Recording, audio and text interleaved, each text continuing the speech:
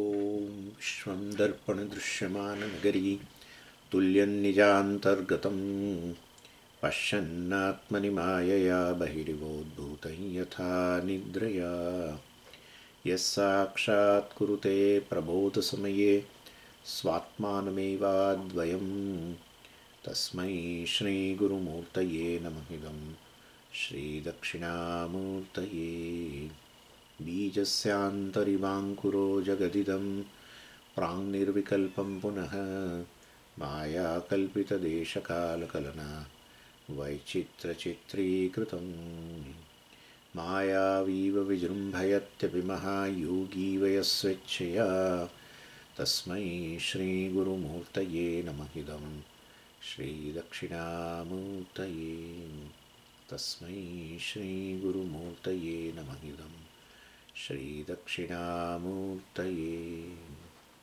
ॐ सहना भवतु सहनौ भुनक्तु सह वीर्यङ्करवावहै तेजस्विनावधीतमस्तु मा विद्विषावहै ॐ शान्तिः शान्तिः शान्तिः सदाशिवसमारम्भां शङ्कराचार्यमध्यमाम् अस्मदाचार्यपर्यन्तां वन्दे गुरुपरम्पराम् ॐ वर्स् 31 विद्यते हृदयग्रन्थिः छिद्यन्ते सर्वसंशयाः क्षीयन्ते चास्य कर्माणि तस्मिन् दृष्टे परावरे. So in this Drsya Viveka, after doing this Viveka in an individual where there are three seers and one cannot differentiate between three seers. All the three are present. Two are products of a Maya, and basically one is a product, one is not a product of Maya. One is a adhishthanam of the Maya, the Sakshi, consciousness. So, just a minute.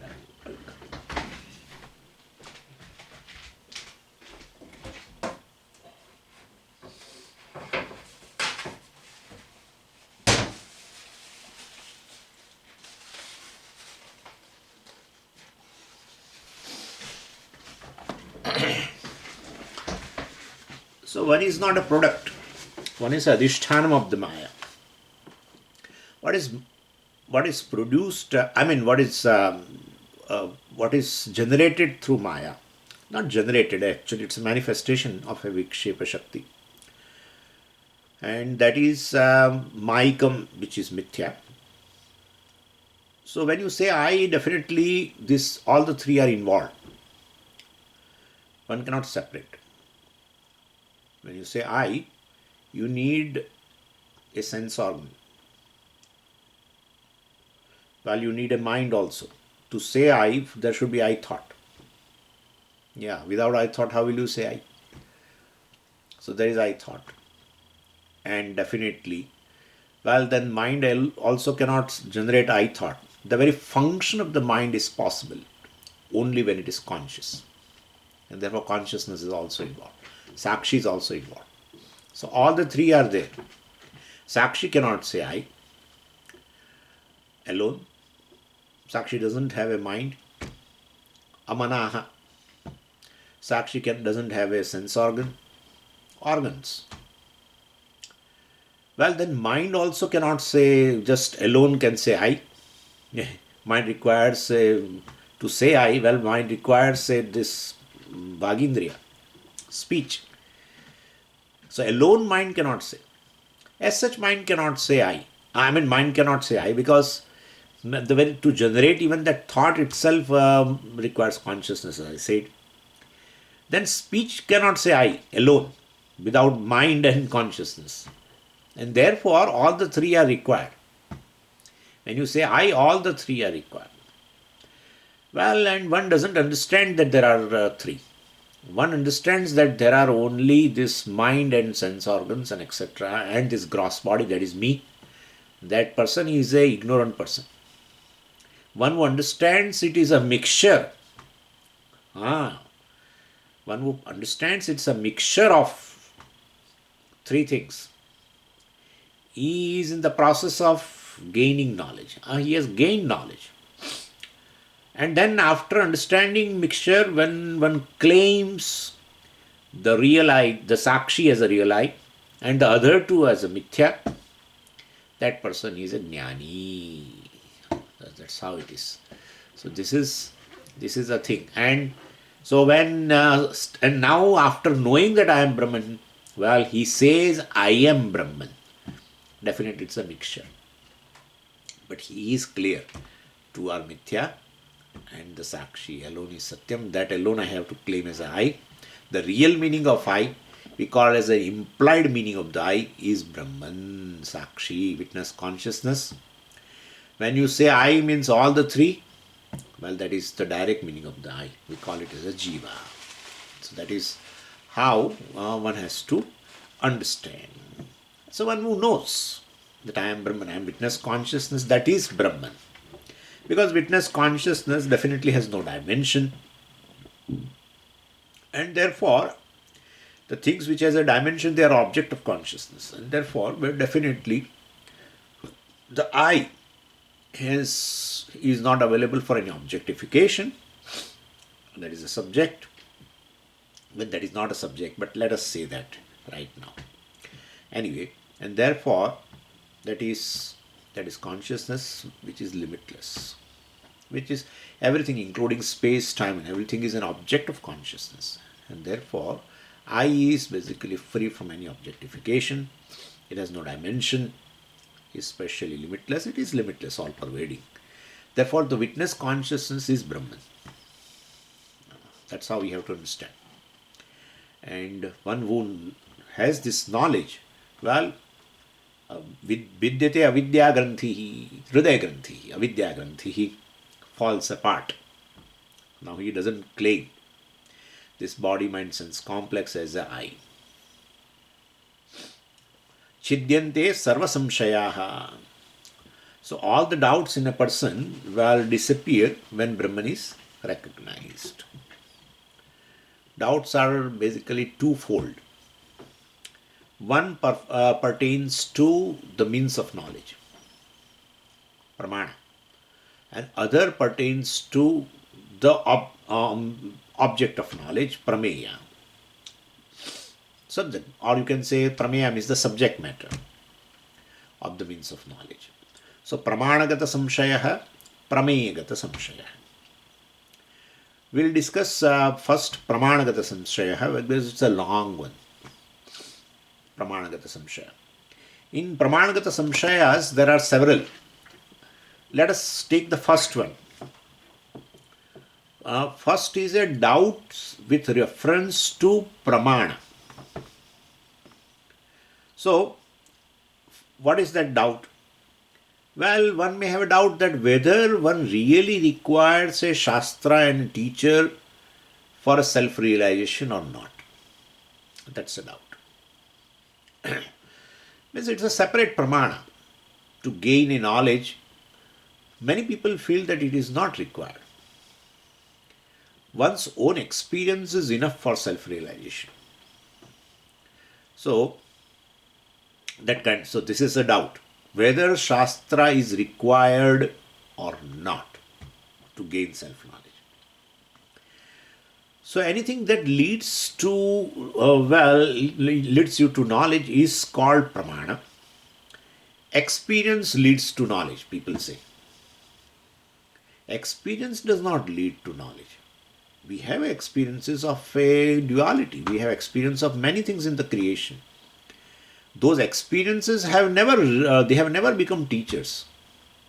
No experience is a teacher. Experience is dumb. Really dumb. In fact, from the whole waking experience does not teach anything about waking. It doesn't teach anything about waker. Neither it teaches anything about the object of waking world. Nothing. One gets up in the morning and goes back to the bed in the night. he has an experience of a duality. And he thinks that it is the experience, what is experienced, I mean, what the duality which I experience is real. So experience does not teach anything, definitely. I mean, it is not conclusive in giving knowledge. Why? Because it is not a pramana. That's it. It's not a means of knowledge. It is not considered as a means of knowledge. Unlike eyes, etc. Unlike the mind, etc. It is not considered.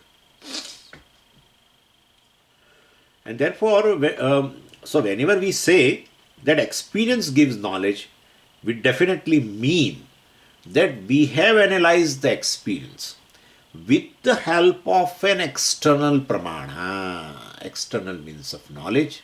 Either maybe some wise person's words or some book, some shastra. So, with the help of that, we analyze the experience and then gain the knowledge. Experience itself cannot give any knowledge. So, mere experience is not a pramana. Same way, memory is also not a pramana.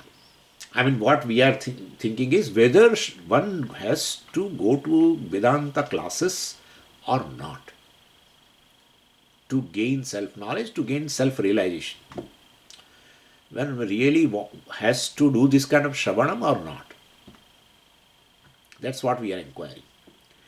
And the first thing we inquire is this experience.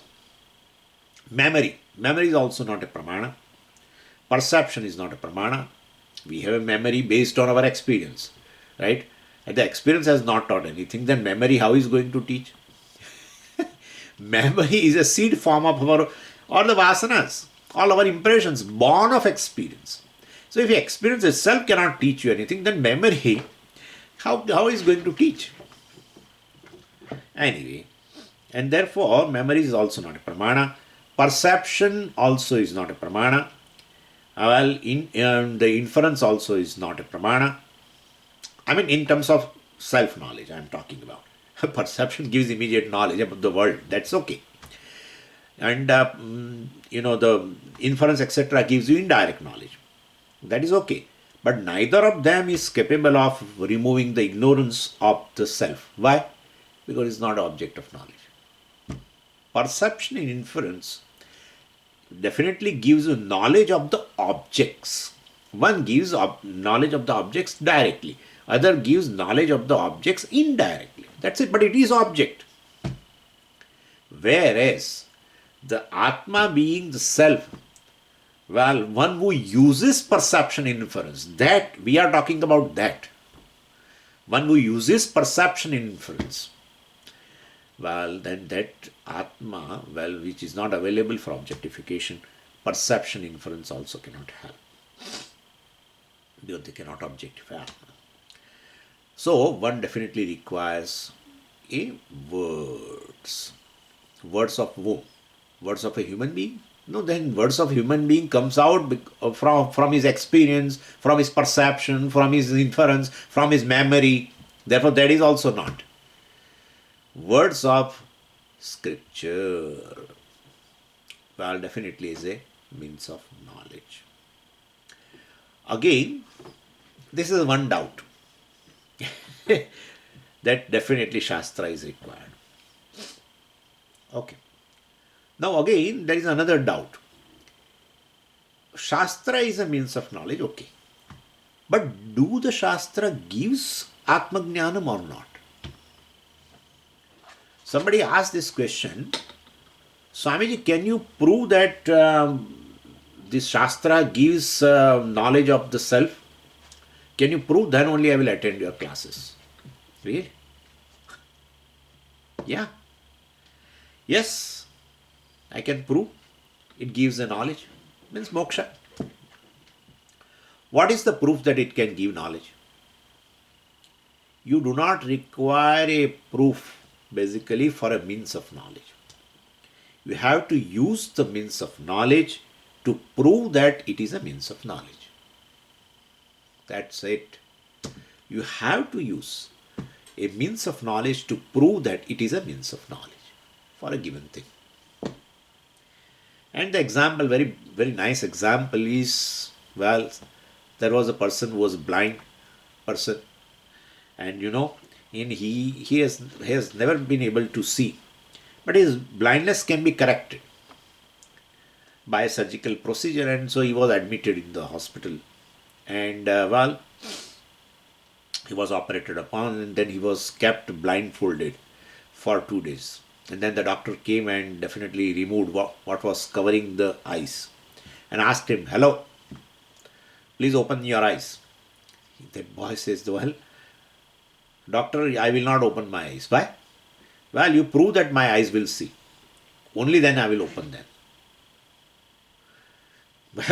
Because suppose if I open my eyes and if I am not able to see, I will die immediately out of heart attack. And therefore, first you prove that my eyes will see, then only I will open my eyes. Well, how can one prove this? So there is no proof. The eyes themselves are the means for visual perception. So to see whether a means of knowledge work or not, you have to use that means. There is no other way. You do not require other means of knowledge to prove this means of knowledge whether it works or not. And so, definitely no other means of knowledge in fact prove the validity of the other means of knowledge. So what the eyes can do, definitely only eyes have to prove. Ears cannot do that job. Ears cannot work on the behalf of eyes and prove that yes, eyes are valid. They are able to see. No, it won't. So that is why we call it pramana, anadigatam, abaditam, etc. Anadigatam, what is available, what the data available to the one means of knowledge is not available to other means of knowledge. And therefore, whether the means of knowledge is able to function or not, you have to operate that means of knowledge. That's it. There is no other way. But this patient would not open his eyes, and then doctor called a special nurse, etc., and to pin his hands into the bed, and used his fingers to open his eyes. And when he did that, the patient exclaimed, "Wow! I am able to see." Like that. So point is that the eyes see, eyes have to prove to me. That the ears hear, ears have to prove to me. That the Vedanta works, Vedanta has to prove to me. That's it. You cannot do anything. So when you use it, it proves itself to be the means of knowledge. That's it. So what we need to do is to allow the Shruti, the Pramana, to do the job. Anyway, so this is a thing. So whether the Shastra gives rise to knowledge or not, well, definitely it gives rise to knowledge. And here, Shastra means here the words, and words say a spoken word. It is not a written word. The spoken word, well, being what it is, has to be operated by other person, not mine. Because what I speak is based on my own perception, inference, memory, etc.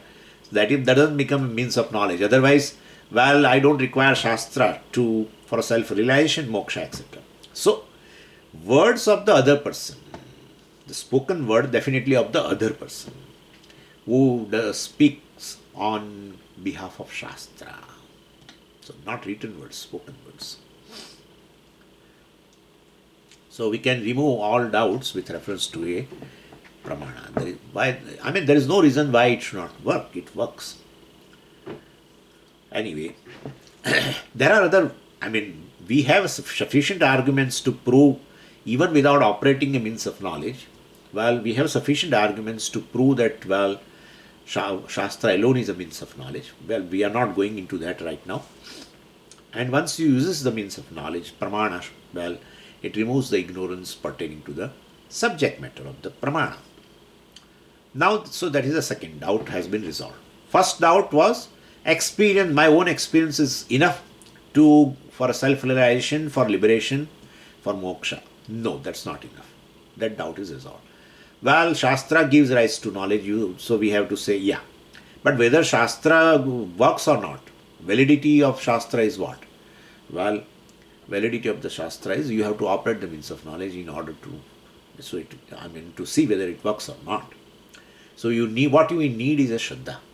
Acknowledging the validity of the means of knowledge is called Shraddha. You have to acknowledge that this is a pramana and it is valid. Just as well, you acknowledge the validity of the means of knowledge called eyes. You have a Shraddha in your eyes. And that's how you open the eyes. And you never doubt whether it sees or not. Every day. In fact, when I'm telling you that whether you have a doubt for your eyes or not, now you may create a doubt. But otherwise, you take it. What eyes see, you take it. So you acknowledge the validity of eyes. You acknowledge the validity of ears. You never doubt that what my ears hear is doubtful. Under certain circumstances, well, then somebody says, well, you are not able to listen properly, go and get it checked, etc. Well, anyway, so every day you operate means of knowledge with a lot of Shraddha, gathering a lot of perceptual data. And you use an inference also with your mind, etc. There also you have Shraddha. Same way this external means, well, basically, definitely you need external means because it is regarding oneself. And what means of knowledge available to me is, well, with that I could objectify other things. But regarding the I, basically, I need to have an external means of knowledge for the correction, for removing the ignorance, etc. Okay, so this is second doubt has been resolved. The third doubt is about the vision of the Shastra. Regarding Atma, you said Shastra is a means of knowledge and Shastra definitely gives you Atma Jnanam also. Both I accept. But what is the vision of the Shastra regarding the self? What does the Shastra Pramana say regarding this Atma? Does it say that Atma is a part of Brahman? Or does it say that Atma is separate from Brahman? Or Atma is Brahman? Does it say world is real or unreal? All these questions are answered by the Shastra.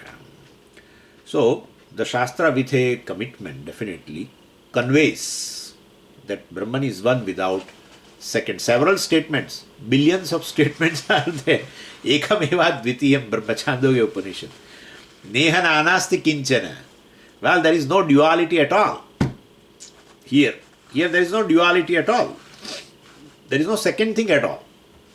Oh, if there is no second thing at all, means what? There is a one thing which is without a second thing. And Sarvam Khalu Idam Brahma, all that is here is Brahman. That is again Chandogya. So, Neha Nanasti Kinchana, etc. Kathopanishad. I mean, there are several statements which reveal that there is nothing called Atma which is part of Brahman. There is nothing Atma separate from Brahman. What is Brahman. And therefore Atma is Brahman. That's it. What is Brahman is what? Atma is Brahman.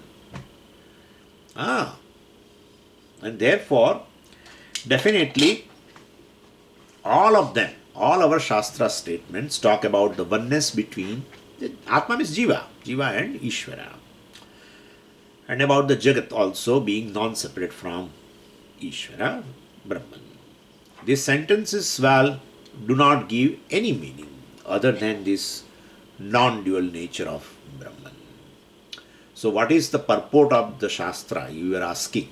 Purport of the Shastra is this, that there is one Brahman without being second. So Atma is Brahman, that is the purport. So otherwise, after reading the same Upanishad, I told you just on this Panchadashi class last, right? Dvasuprana, Sayuja, Sakhayo, etc. And there are other statements. Well, after reading the same Vedanta, one can say Atma is either a part of Brahman or different from Brahman, and the world is Satyam, etc. And they argue also. The all-pervasive Ishvara is basically up in the Vaikuntha. He is like a sun in the sky, whose rays of grace basically are all pervasive. Or like a king in a palace, whose will and mandate are operating in his entire kingdom. Sagunishvara. So Lord's mandate is basically operating in the entire world, one is within that mandate. With his grace, one can get some small goodies, etc. So, Jiva is Jiva, Ishvara is Ishvara. Jiva is non-separate from Ishvara. Jiva cannot be independent, is part of Ishvara, is a spark of consciousness. Jagat also is real, Jiva is real, and Narayana also is real. All the three together constitute one Brahman, in which Ishvara alone, this whole Jagat is a body of the Brahman, Narayana, and Jiva is basically a part of also, Amsha of that Brahman, spark of consciousness. All three constitute, well, one Brahman. Three together, all the three are real. Jiva, Jagat and Ishvara, all the three are real. Therefore, Brahma Satyam, Jagat Satyam. This is Vishishtadvaiti. So, Jiva and Jagat are Mithya, and Brahman alone is the reality, and therefore there is one without the second, Ekameva, Advitiyam, etc. No, that's not true. And they interpret differently. Advitiyam is independent of the Brahman. They are not. Therefore, it is Advitiyam only. Brahman is Advitiyam. But within Brahman, well, the Jivas are parts of that Brahman. Any part is non-separate from the whole. Amsha is always non-separate from Amshi. A state is non-separate from the country. Part is non-separate from the whole. Therefore, still it is Advitiyam. But within Advitiyam, that's Swagata Bheda. That is. So, Brahma Satyam, Jagat Satyam. Reading Vedanta, they say, Ekameva Advitiyam, they interpret like this. Ekam, yes, one Brahman, etc. Narayana. And he has infinite virtues, etc. He's a Sagunam. There is nothing called Nirgunam Brahma. They don't accept. Brahman, Nirgunam means, well, there are no qualifications. Then definitely Jiva and Jagat cannot be, well, cannot have any kind of an existence. And therefore, basically, Nirgunam Brahma, they don't accept. They say Sagunam Brahma. The whole Jagat is his body. Jagat has varieties of attributes. They are all attributes of Brahman. And Brahman itself, the Narayana, has a infinite virtues. So, Ananta Gana Guna Kalyana, Nilayaha, Narayana. Anyway. So, when this view is presented, one may think, well, it is also right. So, very nice. Brahma Satyam, Jagat Satyam. When Acharya says, after Brahma Satyam, Jagat Mithya, you should understand that is Jnanam. Brahma Satyam, Jagat Mithya is a Jnanam. But then there is something called Vijnanam. That's how Vijnana Yoga. So, Vijnana Yoga means Brahma Satyam, Jagat Satyam, in which you accommodate everything. You don't negate, don't tell anything Mithya. Brahma Satyam, Jagat Satyam. So, you accommodate, it is all inclusive vision of the Shastra. And therefore, we also feel, well, that is right. We have to decide what is right and what is wrong. To ascertain, well, one has to have a box of 6 tools, right? What are the 6 tools? We have discussed several times. Upakrama upasambharo, abhyaso apurvata phalam, arthavado papattisya, lingam tatparya nirnaya. Tatparya. What is the purport of the Shastra? Part of Brahman, separate from Brahman, Jiva. Or Jiva is Brahman. What is the purport? Well, use these tools.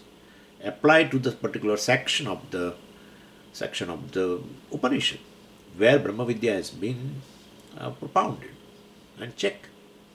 And you will find the Shastra says regarding a non-dual nature of Brahman, in which Jiva and Ishvara, or even Jagat, are not, Jiva and Jagat are not separate from Brahman. They are Mithya. Brahman alone is the reality, etc. So this is, then when you do that, then the doubt pertaining to the purport of the Shastra, well, it goes away. And in that also we have to think little more. That as long as one is separate, individual, different from Ishvara, Amsha means definitely I am not Amshi. Amshi cannot be Amsha. Country cannot be state. State is non-separate from the country. Still state is state, matlab, it is state and country are not one, not total identity. Therefore, you remain as an individual, insignificant being. And if you are insignificant being, well, moksha is impossible. Even if you go to Vaikuntha, one will still be insignificant person. You will be always in company with the Narayana. That's what they say. So, basically, Jnanam you should acquire here. They say all the three. Karma Yoga means you should serve Ishvara. Service to Ishvara with a surrender. Karma Yoga. Jnana Yoga means I am the divine spark of Narayana. That's a Jnanam they call. And then Upasana, Bhakti. If you do that and then you leave the body, you go to Vaikuntha as an individual. You will be individual there, but you will be a permanent resident. You will get PR. And so all the time you will be able to see Ishvara. All the time you will be able to sport along with the Ishvara. That is the goal of the life. That's called moksha. Even if you go to Vaikuntha, well, you will be still an insignificant person, and an insignificant person will remain insignificant only wherever he goes, and there will not be any significant change by change of a place. Either it was been going to even Vaikuntha also. So when one sees this very clearly, one understands the nature of bondage. They don't understand the nature. Bondage means what? One feels that I am insignificant. That's bondage. But why it is bondage? If I am insignificant, I am insignificant. Why it is a bondage? Because that you don't accept. I am insignificant being. I am a limited being. You don't accept. That's how it is bondage. And that reveals also that it is or not your nature. And therefore, any other thing which you think about based on Vedanta, that I am a Jiva and he is a Ishvara and I am part of it and etc., in which, you still remain an insignificant being even after doing Karma Yoga, Jnana Yoga and Bhakti Yoga and everything, and go to Vaikuntha as an individual, and still there as an individual insignificant being only you are going to remain. Well, that is not moksha. Because the very sense of insignificance, limitations, etc., a lack, well, you want to get rid of it. And when you get rid of it, only you feel that you are free. That like in a deep sleep state. So that is how deep sleep state is a very welcome experience for you. And if you definitely have that, if there is a possibility that you become free from such an insignificance, definitely you are not insignificant. Otherwise you cannot. If you are, by nature, if you are insignificant, well, you will never have an experience of insignificance. You never have an experience of a fullness, limitlessness about yourself. And therefore, one has to inquire into that. And you are comfortable in a deep sleep state when you see yourself a full person. Very comfortable, very happy. Just with yourself, there is nothing else. You are yourself, there is nothing else. Huh? If something else is there and then you feel you are with yourself, well, we can think that that particular factor is responsible. If nothing is there, including time and space, and you are the one who reveals the absence of time and space and the entire objective world, well, then without any limitation, so you are just yourself, full and complete. And that's how you say that I have slept happily. That shows, well, in that experience of fullness, there is happiness which you are seeking all throughout the life. So remaining insignificant is not a moksha. Moksha means a freedom. Freedom from this sense of insignificance. And therefore, well, that kind of a proposition, I am a jiva, he is a Parameshwara, I am a part of it, he is whole, etc. Well, that cannot be accepted. From one standpoint it is okay, but that cannot be the reality of me. So when this is understood, well, the vision of the Shastra becomes clear. So in understanding the Shastra, well, we use even grammar, reasoning, etc. Anything that Shastra says cannot be against reasoning. And also anything against reason, well, reason must be either dismissed or the fallacy in the reasoning should be discovered. Like, Shankaracharya said at one place in Bhashyam, even 100 Shrutis well basically cannot establish that the fire is cold to touch. If the Shruti contradicts what other means of knowledge reveal, well, definitely, then the Shruti is wrong. We cannot accept that statement. But Shruti does not contradict other means of knowledge.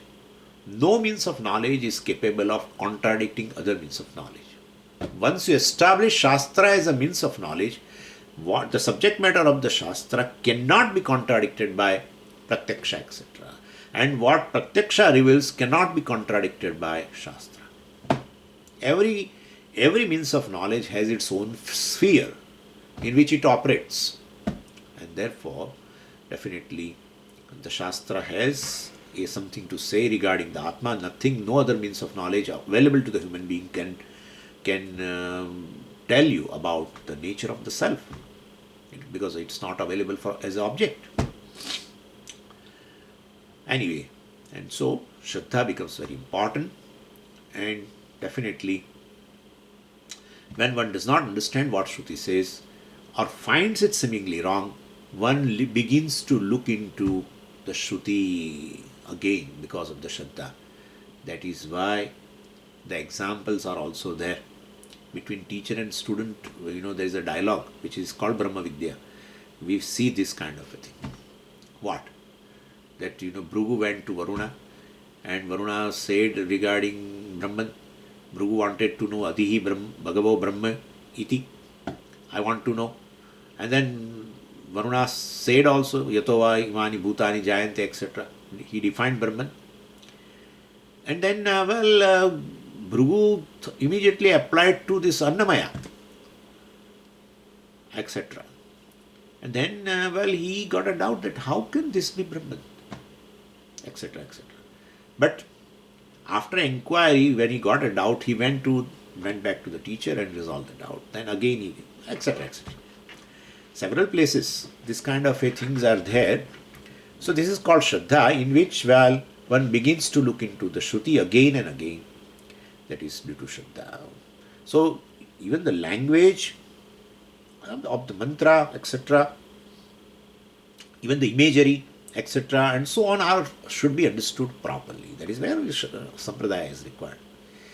Anyway, then one is able to see the validity of what Shastra says. And then there is no doubt about what the Pramana has to say. This is first doubt. Pramanagata Samshaya is over, in which we discuss these four aspects. There is no need of Shastra. That's a doubt. To gain moksha, to gain self-knowledge, for self-realization, experience is enough. Or what is available to me is enough. Experience, memory, perception, this, that. No, that's not enough. Okay, Shastra is required to gain the knowledge. If Shastra is required, but Shastra is capable to give the knowledge, self-knowledge or not? No, Shastra is capable to give you the knowledge.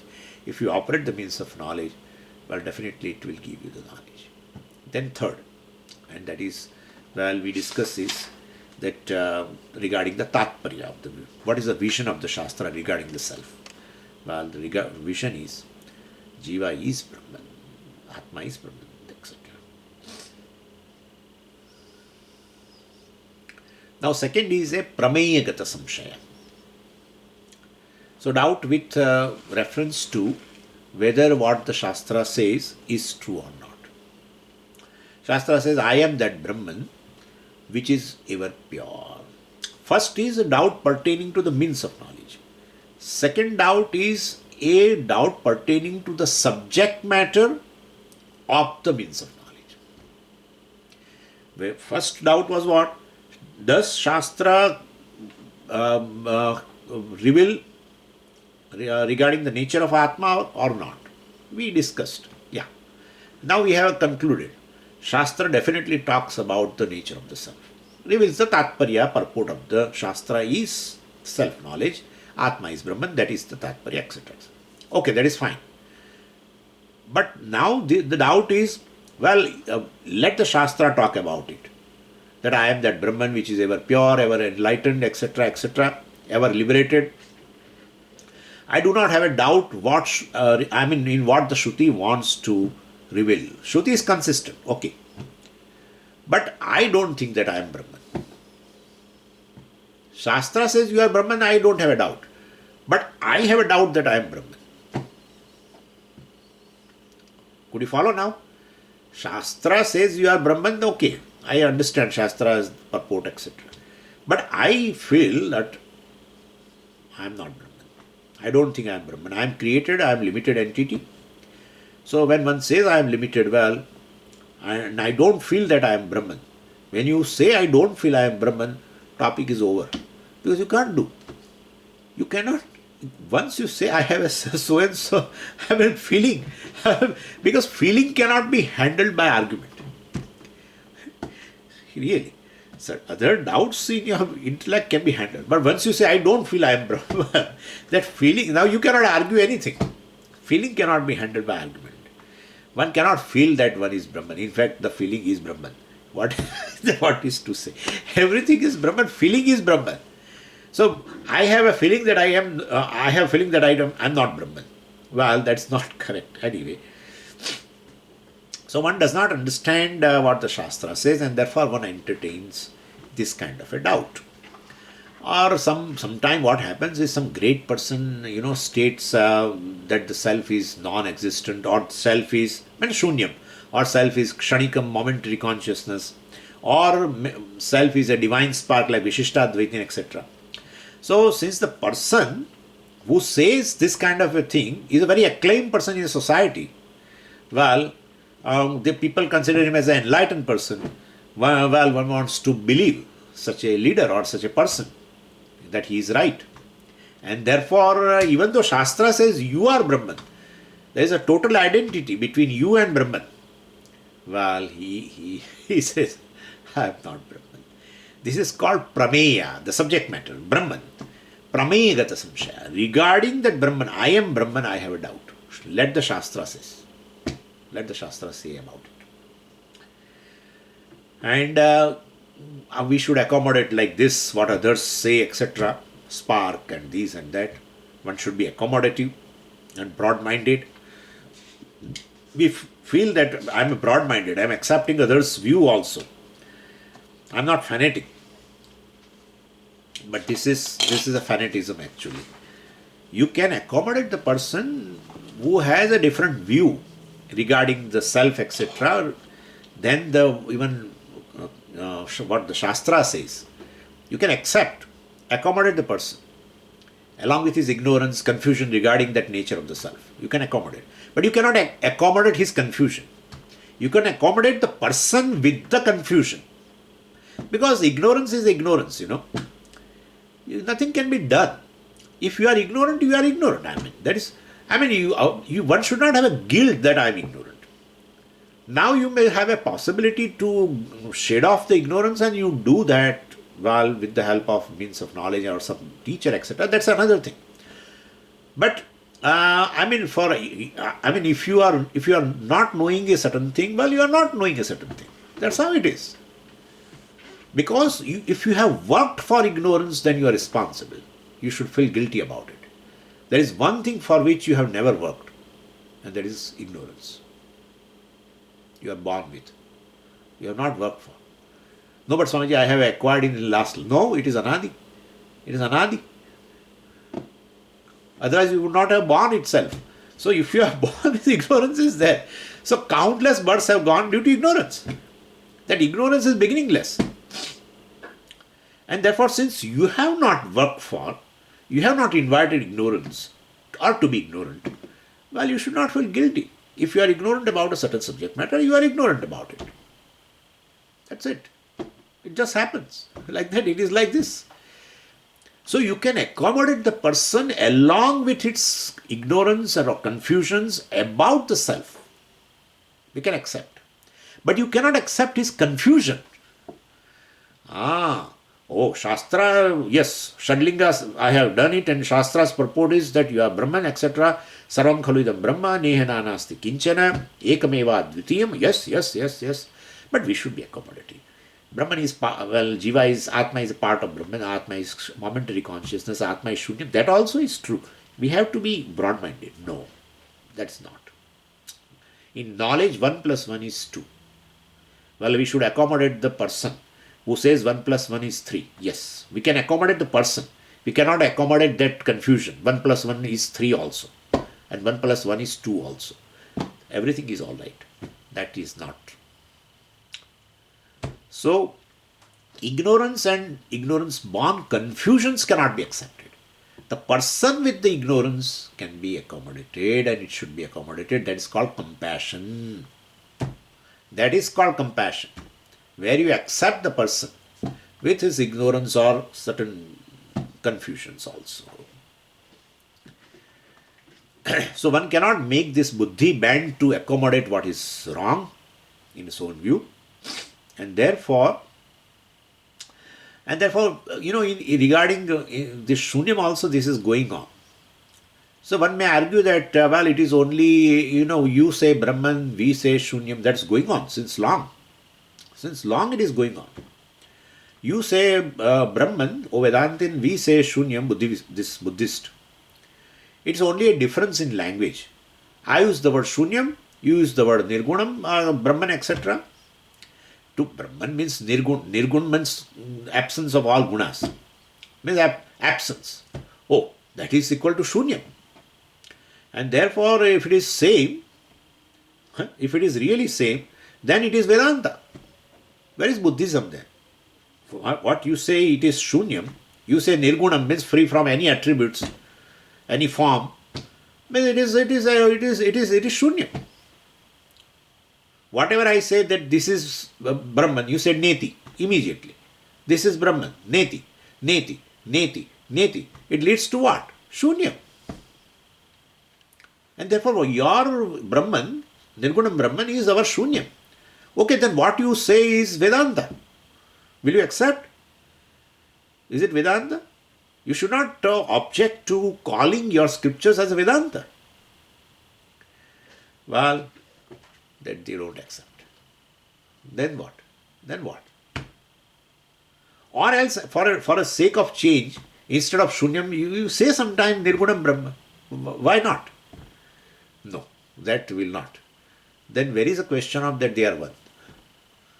So this is how it is. Anyway, so my point is, all these doubts pertaining to Brahman, whether Atma is or Brahman is Shunyam or Kshanikam, momentary consciousness, or it is a part of the Atma is a part of the Brahman, etc. All this basically, the doubts pertaining to that has to be resolved.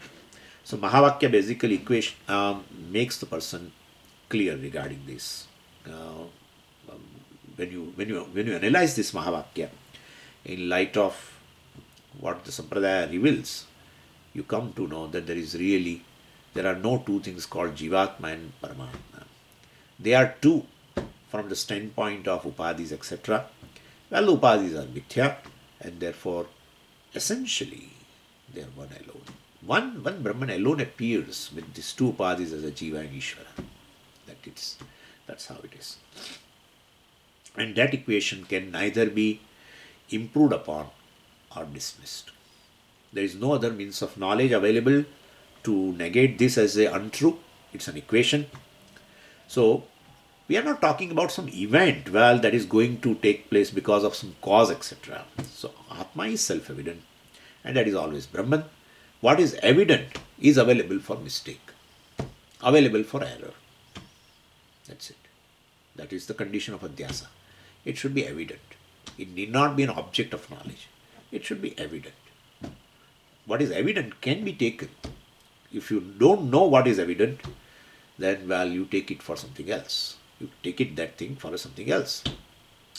And therefore, so that was a big question in Adhyas Bhashyam. If Atma is not an object of knowledge, like the rope is taken for a snake, because it is in front of you. It is an object of your knowledge, and if you are not knowing it as a rope, you will take it as a snake. Well, Atma is, you said it is not an object of knowledge. Atma is I, the subject. Then how Adhyasa is possible? How superimposition is possible regarding the self? Well, the condition is not, the condition is not that object of knowledge. The condition is evident. It should be evident. And Atma is self-evident. And that is always Brahman. That is what is revealed by the Mahavakya. So there is nothing to oppose, basically, that knowledge. And therefore, when you do this, well, Pramegata Samshaya also resolves. A question generally is asked, when Swamiji, it is resolved, that is true. But suppose in the future a new philosopher comes and tells in his own language that Atma is not Brahman, then what shall we do? Or what shall one do? Well, one has to question that argument. If it is presented as a scientific argument, it is very easy to negate. Very easy. We are not dealing with the science at all here. And so we are dealing with the Atma which looks into the science. And therefore, what science reveals is all pertaining to the objects. And therefore, that is easy. When one person says, well, if somebody comes and improves Shankaracharya's teaching, what will happen? If a new person has come. After 1200 years, 1300 years, 1200 or something, odd number. Now another person has come and he has written Bhashyam on Upanishads and Brahma Sutra. He has visited recently, few months ago, to our ashram also. I would not say from which sampradaya, etc. But he is another Bhashyakara. And he has, they are very close to Vishishtadvaiti, not even exactly Vishishtadvaiti. That person belongs to a sect which is very close to Vishishtadvaiti. So he has interpreted everything in his Bhashyam like that. Anyway, so somebody comes, and improves Shankaracharya's teaching. What will happen? Well, Shankaracharya does not have a philosophy of its own. Upanishad tells you are Brahman. Shankaracharya only makes one see that statement clearly. Through his commentary, he did that. So the statement cannot be improved upon. You are Brahman, you are whole can never be improved upon. How will you improve? What is improvement in whole? And therefore, the methods of communication can perhaps be improved upon. We have certain models, well, they may have another model. But through that model, you arrive at that you are Brahman. Through that model, we have arrived that you are more than Brahman. Yeah, what is this? What is this more than Brahman? What is more than whole? And therefore, the vision you are the whole cannot be improved upon. Neither it can be negated. How will you negate the whole? How will you negate? How will you negate the whole? It cannot be improved upon, it cannot be negated. And therefore, one has to keep on looking this vision until all the doubts go away. There is no other way. Till you see that you are whole, you should keep on listening the Shastra, doing mananam, etc. That's the only way. So, and then definitely, as the doubts get cleared, the vision of the Shastra that you are whole becomes more and clear. So, all their doubts with respect to the subject matter of the Pramana can be cleared only by this mananam, a re-looking, we can say. Re-look.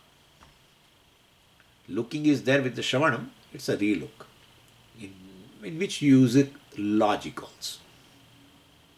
This mananam always is in keeping with the Shastra. Shravanam is related to Shastra. So when doubts are gone, basically then only one can say that, well, I know I am Brahman. Kshiyante chasya karmani. Chidyante sarva samshayaha. Kshiyante chasya karmani. Well, for this person who has recognized Brahman, all the karmas get exhausted at one stroke. Three types of karmas are there, we know, right? First is sanchita karma.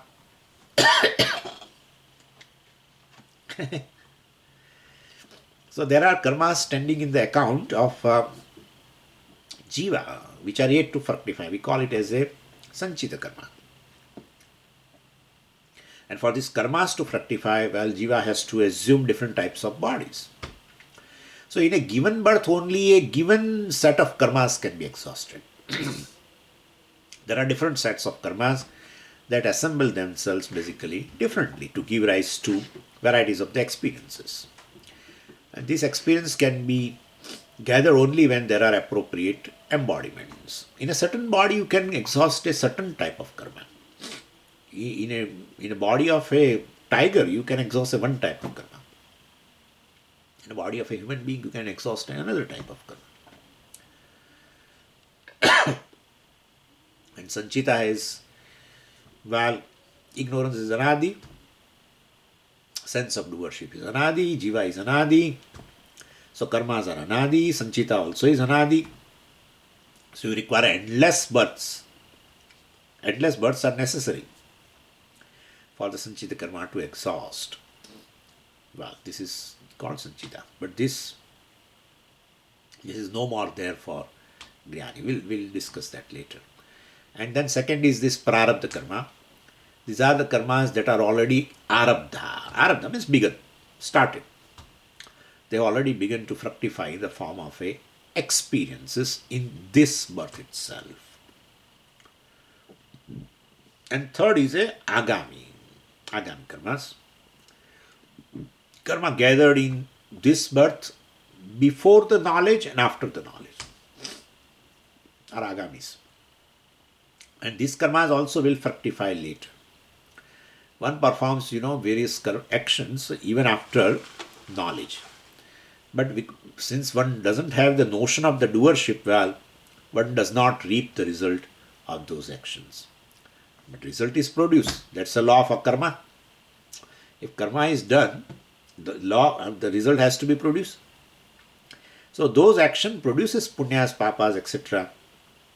And like they say, these punyas and papas basically earned by this wise person action go to others. Punya to those who serve wise person and papa to those who abuse him.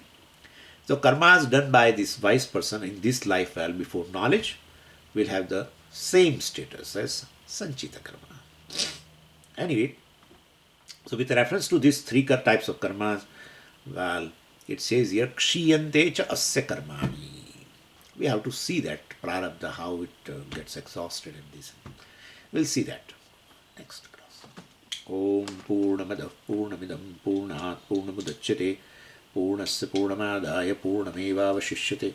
Om Shanti Shanti Shanti.